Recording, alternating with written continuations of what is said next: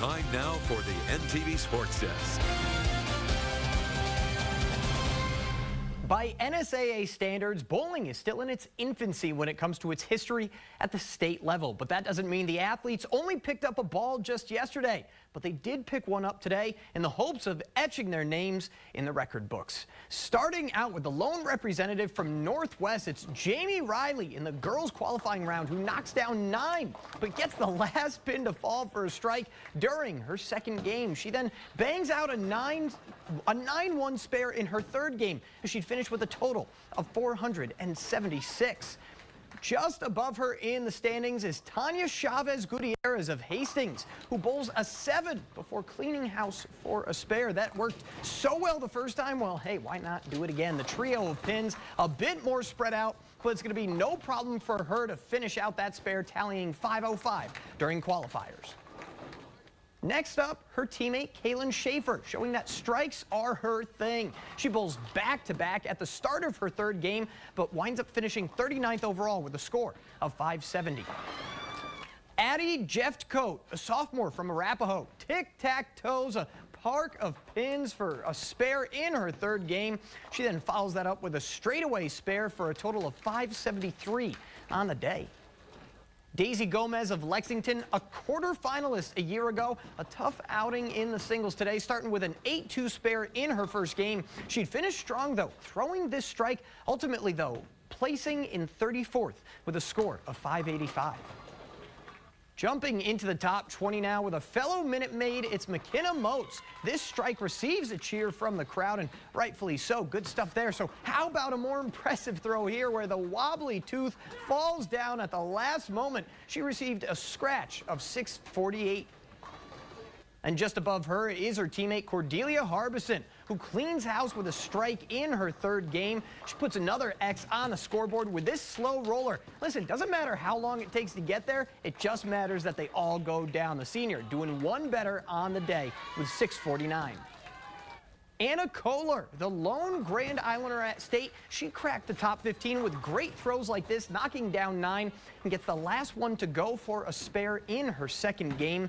She does even better in the next frame, tearing through all 10 pins for a scratch of 694.5. Lexington's Taya Berry, another returning quarterfinalist, and she shows why. Throwing a strike in her very first game. She then bowled a 4-bagger in her second round, but her total was 15 pins shy of repeating as a quarterfinalist once again. And finally, Winter Martin of Hastings had a strong final 2 games, picking up consecutive strikes here, but she'd finished 9th on the day with 720, one spot away from a spot in the quarterfinal bracket. And a quick glance at the top area finishers, Martin and Berry finishing just outside of the quarterfinal round with 3 more finishing in the top 20. Their average scores in each game ranging anywhere from 162 to 180. Sitting and watching can be a frustrating thing. When you've worked all season and the time for state has arrived, having to wait, even if it's just a couple hours longer, can be frustrating. But as soon as the girls finished up earlier today at state bowling, it was time for the boys to shine out on the lanes. We start with DANTE AULNER-STAGGS of Hastings. Bit of a rough day, picking up a 9-1 spare here, but he'd finished with a scratch score of 563. Moving on now, Arapahoe's Jacob Moore in a similar boat, knocking down 9 before punching out the final pin. He tallies 612 across his 4 games. Above him, Josh Christensen of Ogallala's championship-winning unified bowling team had just an average outing, earning the spare as part of his 616 total. It took a while for Levon Handler to find his rhythm, putting down just 7 pins here, but he'll clean house for the spare. 2 frames later, and he finally gets the strike he's been looking for, but his scratch puts him in the bottom half at 670. Lexington's Ethan Mins landed in the top 40 by picking up spares like this. His final on the day, 682.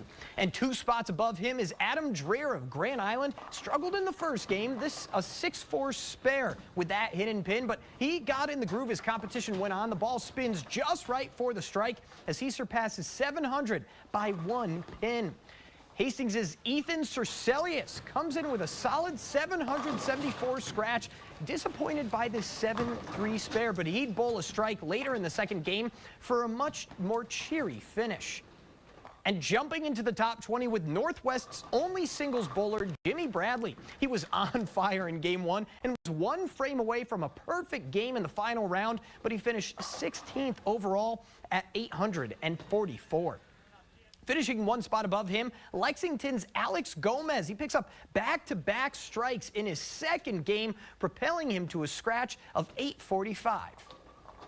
Then the Islanders showed off their big guns, who we'll definitely hear more from tomorrow. Caden Cusella knocks down strike after strike after strike. That's right, the good old-fashioned turkey. You'd think it's Thanksgiving out there. He finishes with 872, good for 11th place.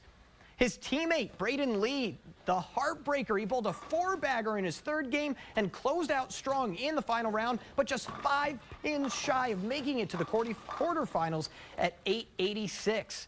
But not ending on a sour note. No, indeed, as the best bowler from Central Nebraska, McCool Junction's Garrett Hansen. He celebrates after this strike, and he'd have plenty more to cheer about as he racked up the second highest scratch in the qualifying round with a whopping 939.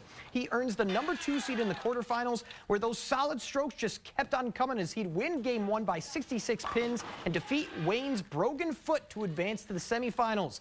Things didn't roll his way from there, though, as Blake Pomhalis of Papillion La Vista South would go on to beat him as his run to the championship is cut short, still finishing in 3rd overall.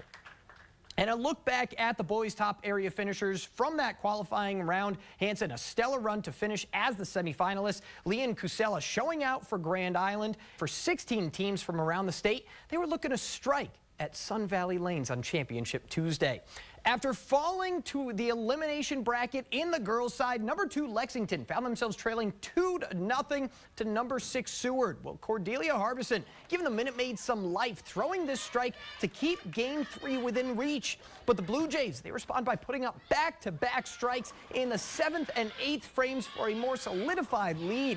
McKenna Moats, though, doing what she can to help the comeback effort, bulldozing all 10 pins. Fortunately, it's not going to be enough. Lexington loses game 3, 167-133, and is eliminated from contention. They may be out of season. They may most definitely be illegal indoors, but there's no doubt that Tuesday's state championship bowling was full of fireworks at Sun Valley Lanes. And for the city of Grand Island, it showed just how much firepower they truly have to their name.